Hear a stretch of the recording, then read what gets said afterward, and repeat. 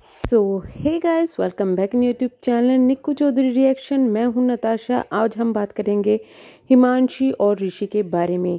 हिमांशी का अपना खुद का यूट्यूब चैनल था द ग्लैम गर्ल, आपको पता ही होगा, जिसमें वो अपनी वीडियोस डालती थी, यानी कि फैशन ब्यूटी की वीडियो डालती थी। 2019 में वो ऋषि से मिली और उनकी 2019 में शादी हो गई। शादी काफ़ी ज़्यादा चर्चाओं में रही क्योंकि दोनों ही काफ़ी क्यूट कपल था और शादी भी काफ़ी ज़्यादा अच्छी तरीके से की गई थी। इसी बीच में जो द ग्लैम कपल है उसका नाम चेंज करके हिमांशी ने द ग्लैम कपल कर दिया, जो कि उनके सब्सक्राइबर को बिल्कुल पसंद नहीं आया। उस पर लगभग मिलियन फॉलोवर्स थे, जो कि काफ़ी ज़्यादा हिमांशी से नाराज़ हुए क्योंकि वो चाहते थे कि ब्यूटी की वीडियोस हिमांशी इस पे डाले और व्लॉगिंग चैनल अलग से शुरू करे।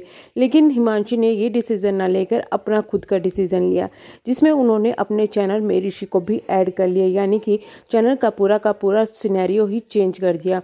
उसमें वो अपने और जो ऋषि हैं उनके व्लॉग डालने लगे, फैमिली व्लॉग्स आने लगे, जिन्हें लोग काफ़ी ज़्यादा पसंद करते थे। लेकिन जो उनकी खुद की जनता थी, खुद की जो ऑडियंस थी, वो उन चीज़ों को नहीं देखते थे।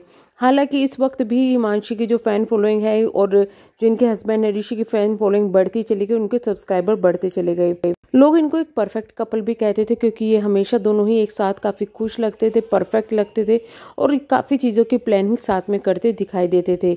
इनका चैनल काफ़ी ज़्यादा अच्छा चल रहा था, सब कुछ काफ़ी अच्छा चल रहा था। अचानक से एक दिन ये लोग सोशल मीडिया से गायब हो जाते हैं। लोगों ने सवाल करना शुरू कर दिया कि आखिरकार ऐसा क्या हुआ कि दोनों ही सोशल मीडिया से गायब हैं, क्योंकि इनके डेली ब्लॉग्स आते थे और डेली ब्लॉग्स जब आते थे उनमें सब कुछ परफेक्ट लगता था, तो कोई कुछ सोच भी नहीं सकता था कि आखिरकार इनके लाइफ में क्या चल रहा है। अचानक से कुछ टाइम बाद जब ये गायब थे, उस वक्त एक जो है चीज़ सर्कुलेट होने लगी कि ये लोग डाइवोर्स ले रहे हैं या फिर इनका डाइवोर्स हो गया है। उस वक्त में किसी भी तरफ से कुछ नहीं आया, लेकिन ऋषि का एक खुद का चैनल ऋषि ने क्रिएट किया, जिसका नाम उन्होंने रखा बिंग ऋषि। उस चैनल पर एक दो वीडियो डली, जिसमें फैमिली वीडियोस में जो हिमांशी है वो गायब थी। तो लोगों ने जो अटकलें लगाई थी, लोगों ने वहाँ पर भी इनसे सवाल करना शुरू कर दिया। हालांकि जो द ग्लैम गर्ल है उसका नाम भी द ग्लैम कपल से दोबारा द ग्लैम गर्ल कर दिया गया, लेकिन उस पर कोई भी वीडियो हिमांशी नहीं डाल रही थी और इन दोनों ने ही अपने इंस्टाग्राम से एक दूसरे की फोटोज वीडियो सब डिलीट कर दी थी, जिसके बाद लोगों का शक बढ़ गया। इस पर ऋषि सामने आते हैं और ऋषि बताते हैं कि हम लोग सेपरेशन हम लोगों का हो गया है, अब हम लोग अलग हो रहे हैं और ज़्यादा कुछ इस पर डिटेल नहीं देते। जिसके बाद में हिमांशु को काफ़ी ज़्यादा हेट पड़ने लगी। जब हिमांशु को हेट पड़ी तो हिमांशु भी अपने चैनल पर आई, ज़्यादा कुछ नहीं बताते हुए उन्होंने यही कहा कि चीज़ें हमारे हाथ में नहीं थी। ये चीज़ें इतनी ही बढ़ती गई, दोनों तरफ से हेट बढ़ रहा था। ऋषि ने फिर जो है एक्सप्लेनेशन दिया और बोला कि जो चीज़ें जैसी सोशल मीडिया पर दिख रही थी वो लाइफ हमारी नहीं थी। सोशल मीडिया की वजह से हमारी लाइफ कभी हम इंजॉय कर ही नहीं पाए। कैमरा शुरू होता था, हमारी वही फेक लाइफ शुरू हो जाती थी और कैमरे के पीछे हमारी काफ़ी ज़्यादा लड़ाई झगड़े होते थे।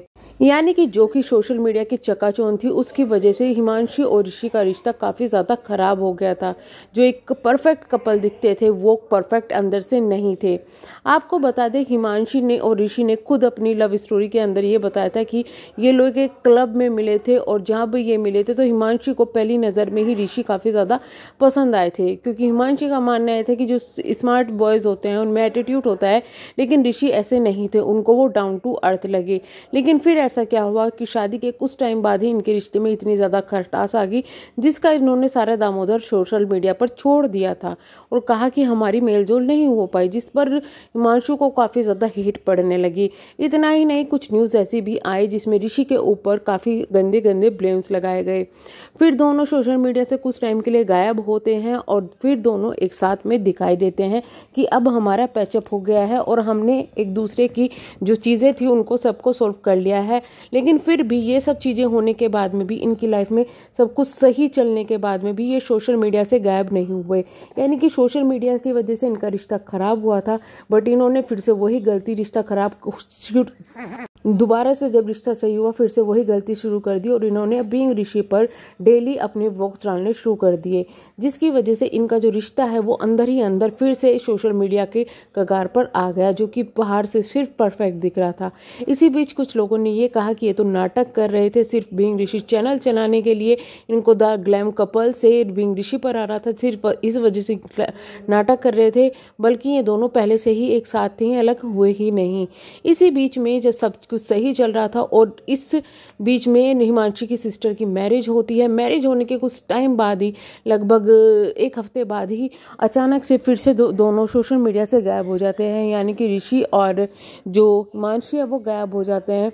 फिर से दोनों अगर वीडियो, जो हिमांशी है वो अपने इंस्टाग्राम पर एक्टिव होती है और अकेले वीडियोस डालती है, जिसके बाद लोगों का फिर से शक होने लगा कि अब इनके बीच में क्या हुआ।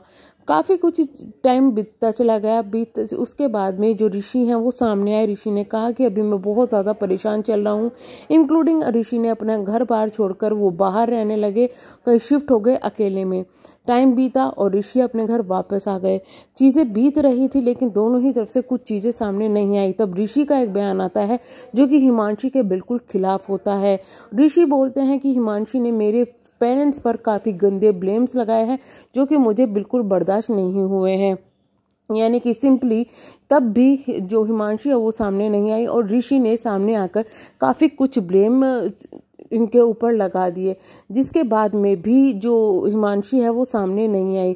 जब ऋषि के द्वारा इतने सारे ब्लेम हिमांशी पर लगाए गए, उनके पेरेंट्स के खिलाफ लगाए गए, खुद के खिलाफ, इंक्लूडिंग उन पर हैरेसमेंट का भी बोल दिया गया कि ये हमारे परिवार को हरेस कर रही है क्योंकि इसने गलत और झूठे इल्ज़ाम लगाए हैं, जो कि रिश्ता इनका साफ दिखता था कि हिमांशी को इनके परिवार वाले काफ़ी ज़्यादा प्यार करते थे। लेकिन फिर लोगों ने यही कहना शुरू कर दिया कि हिमांशी बहुत ख़राब है।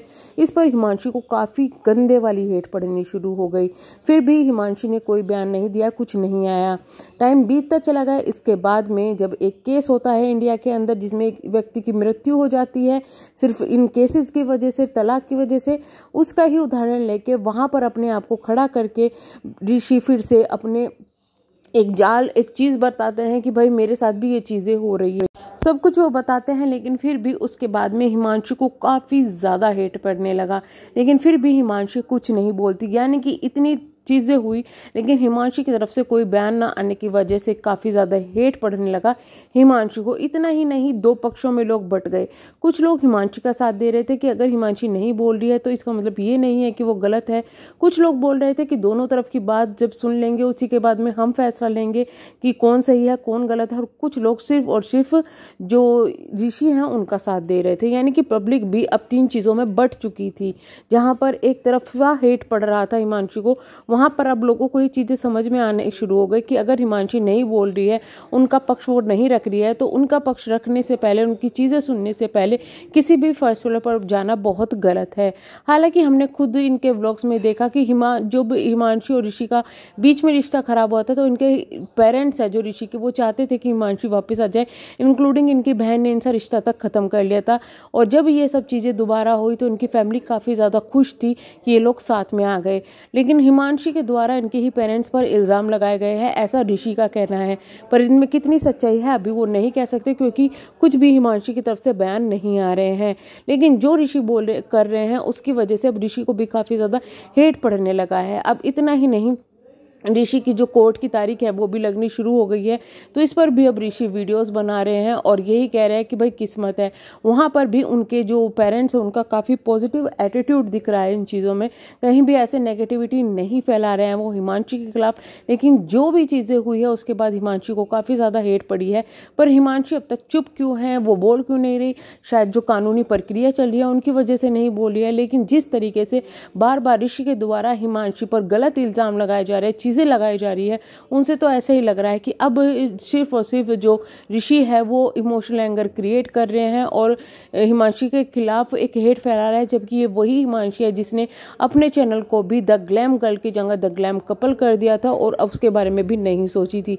तो क्या सच में चीज़ें इतनी ज़्यादा खराब हो चुकी है कि सब कुछ गलती हिमांशी की है? क्या ऋषि की कोई गलती नहीं है? या फिर हिमांशी बोल क्यों नहीं रही है? वो भी एक बड़ा सवाल होता है।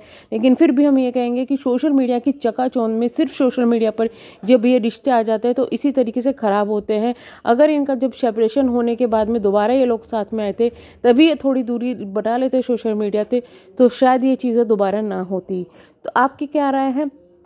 कमेंट बॉक्स में अपनी राय ज़रूर बताइएगा। हम मिलेंगे नेक्स्ट वीडियो में, तब तक के लिए bye bye. Thank you so much.